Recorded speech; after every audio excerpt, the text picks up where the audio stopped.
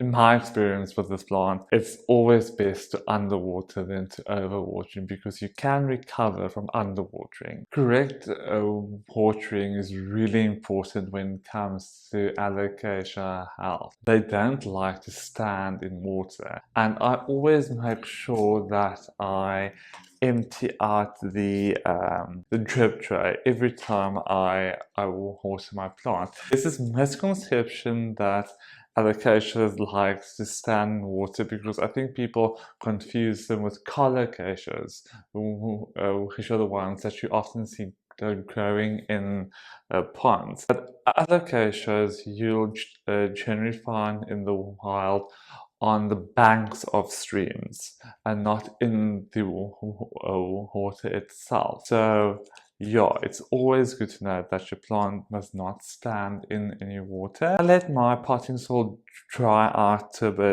about half the pot before I will water my plant again, because I'm extremely scared of root rot. Alocasia Dragon Scale does have some water storing capacity, so it does have a tuber, it does have quite fleshy leaves and stems, so it does have a capacity to store water. So drying out slightly in between watering does not present a big problem for this plant. Their roots are prone to root rot, and signs of root rot could be that your leaves are starting to turn a yellow. It can also be if you see black mushy patches on the stem coming up from the soil. Those could all be signs of root rot.